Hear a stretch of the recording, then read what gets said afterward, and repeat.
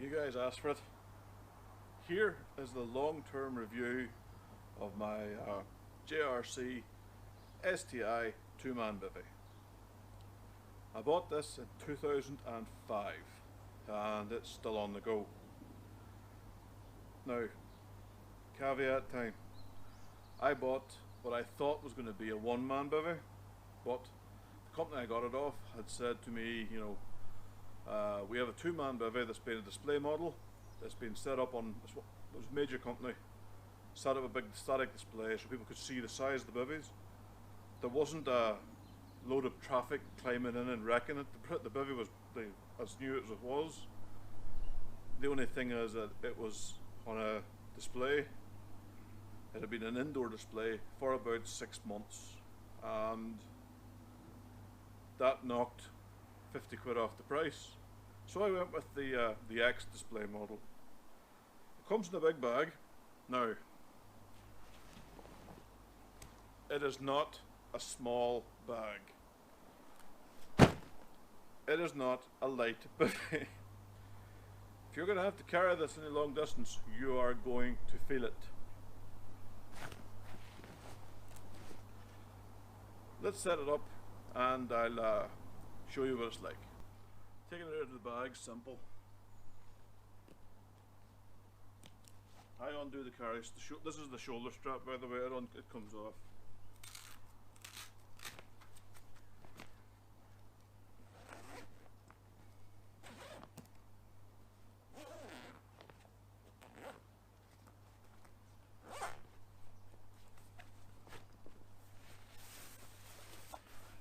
Throw that away.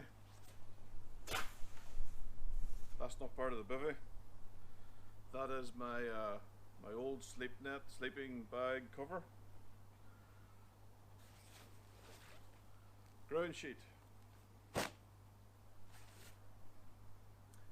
Tent peg persuader. Bivvy, overwrap and tent pegs are all in there. So let's set it up in real time so you can see what I do with it. I'm going to move this back towards you.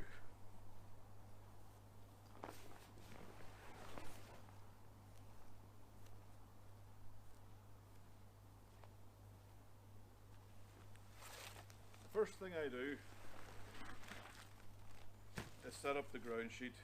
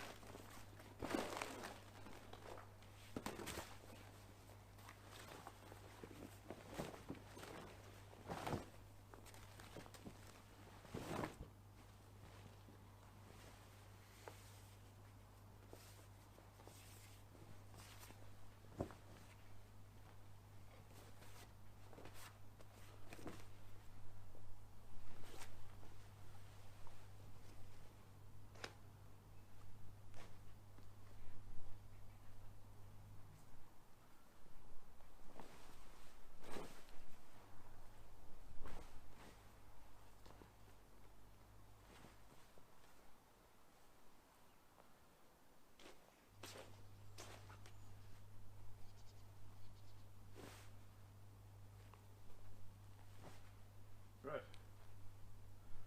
ground sheet.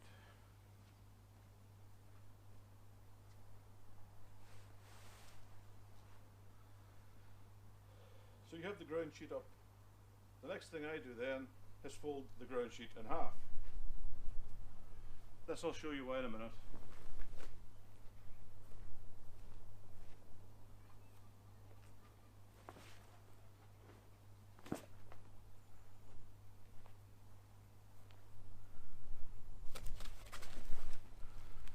We then get out the bivvy.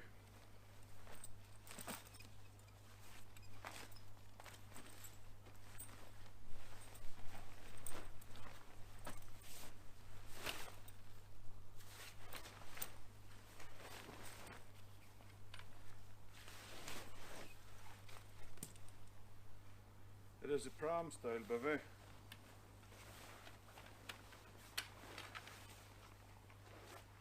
So you need to connect all the poles.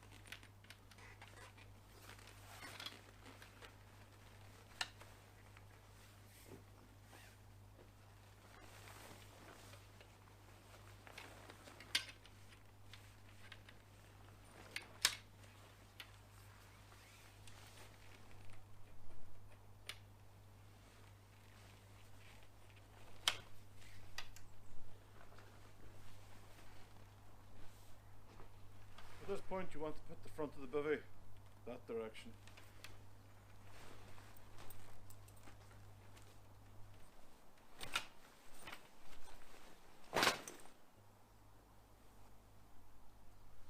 This is your tensioning strap. This makes the bivvy more rigid.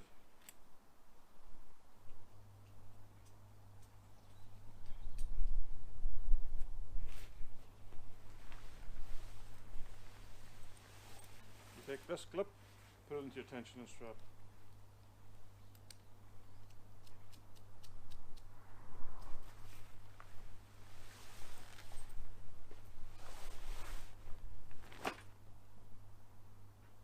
Now you fold the other half of the ground sheet over it. You want this strap underneath the ground sheet so you don't trip over the damn thing.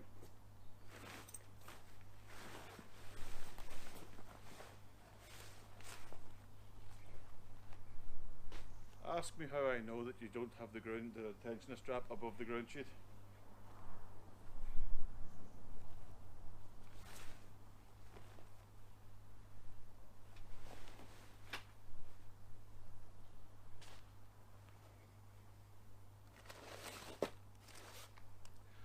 Need a couple of pegs at this point.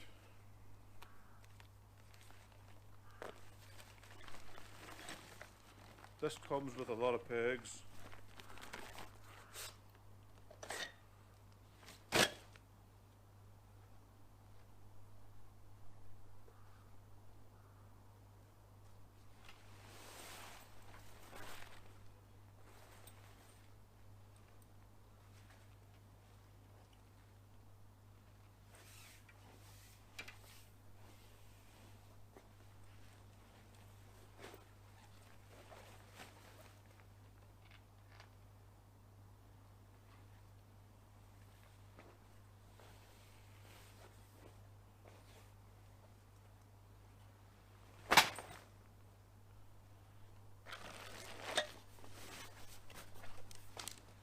You have one pole that forms the ridge pole.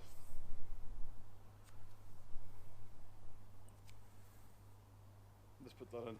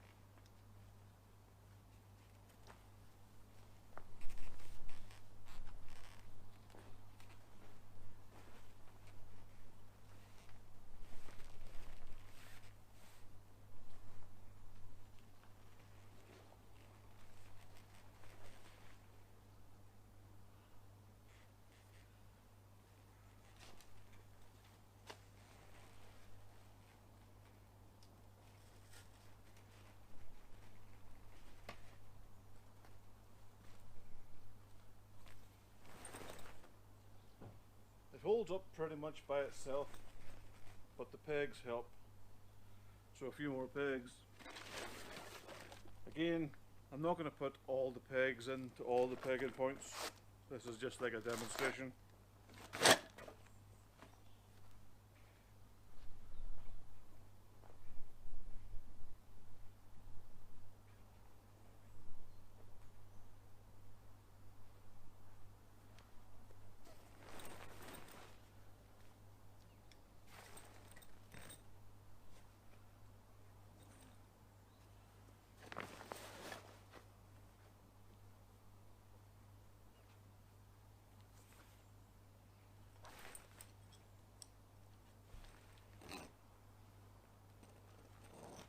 Right. The top is mesh. This is the Mark II, I think, or Mark I, I can't remember. But this is a mesh top. So, if you're not expecting rain, this is great, because it means that you get loads of air go through your bivvy. It keeps the bugs out. However, being that I'm a pike angler, you don't tend to fish in weather that you get no rain. So a mesh top isn't for me, which is why you have this. This is the overwrap. This is putting the overwrap on.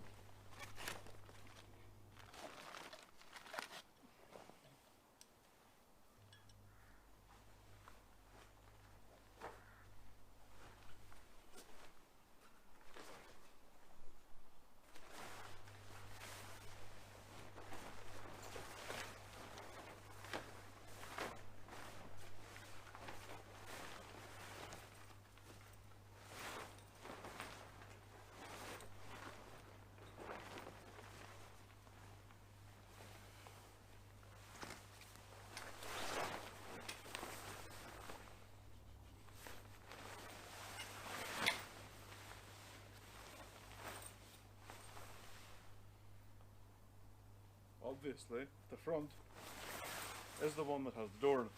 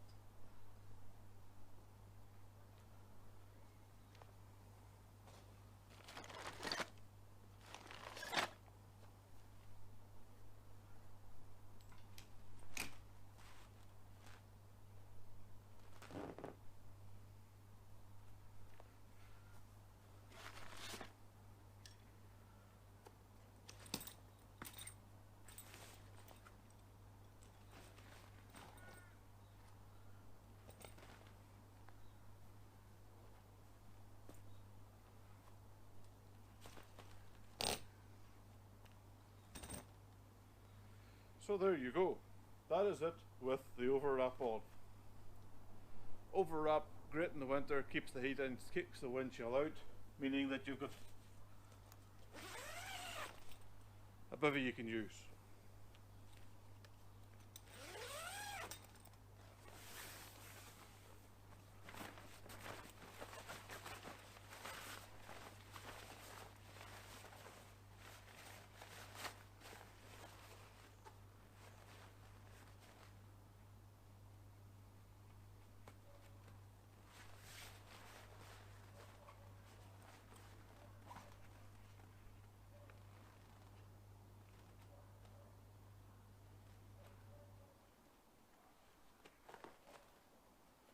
Because it's old, the elastic for this bit, that's all stretched out, that's gone.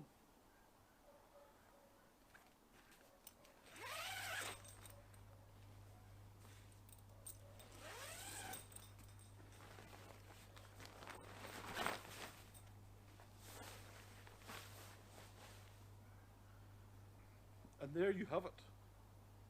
The bivvy. Now obviously it's not pegged down properly, it's just through together. But there is quite a lot of space between bivvy and outer skin. I'm going to show you that now. Excuse my editing. The awesomeness of my cameramanship. So we take you here. See this? This is an air gap. This is good. Stops condensation, means that your bivvy's kept warm. I'm going to take you off the tripod. We're getting all Blair Witch on you. Now, inside the bivvy, there is easily enough room for a fat person like me and all my gear.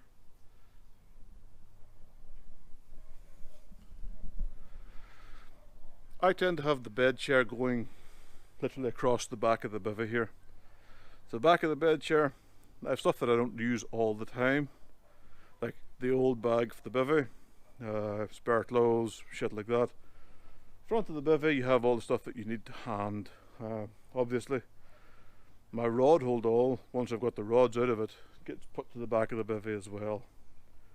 You want, I'd like to keep my fishing space clear and not cluttered, so inside the bivvy is where I have all my tackle. Outside the bivvy is where I have the rods. So there's less for sneaky peekers and light fingered types to walk away with while you snooze. Again, ask me how I know that. Set you back into the camera again. Or the tripod again.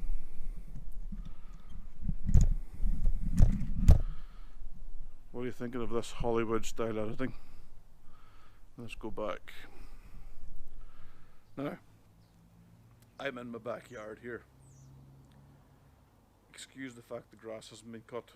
It's been raining a lot, so the grass hasn't been cut. But there we have it, the JRC STI 2-man bivvy. I have had it a lifetime, well, since 2000s till now.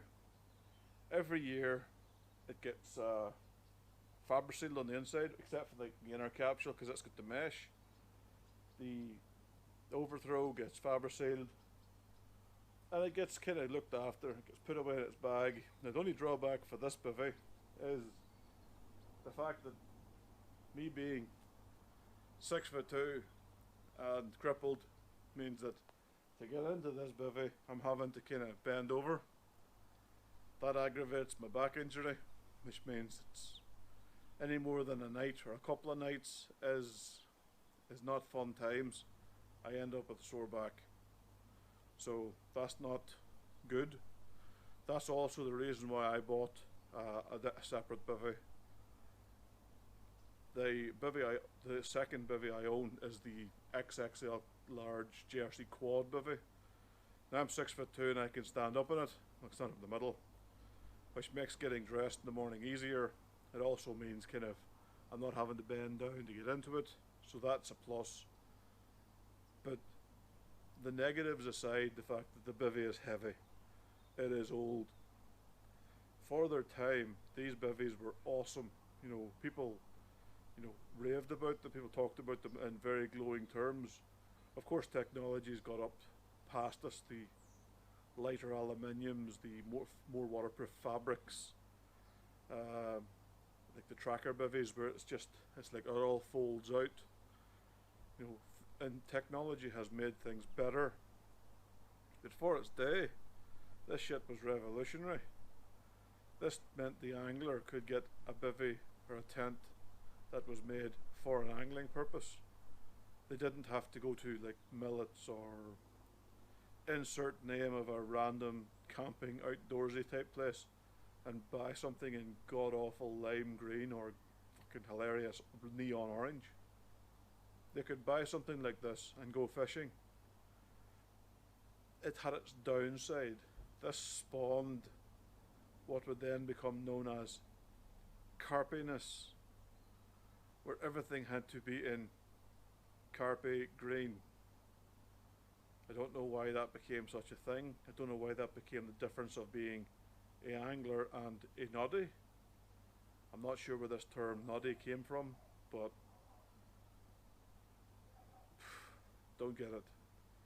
If I go fishing and I see somebody with NGT gear or somebody with Nash gear, I'm not looking at the quality of their bivvy or the shininess or the levelness of their rod pod. I'm looking at their skills in watercraft and how they put fish on the bank.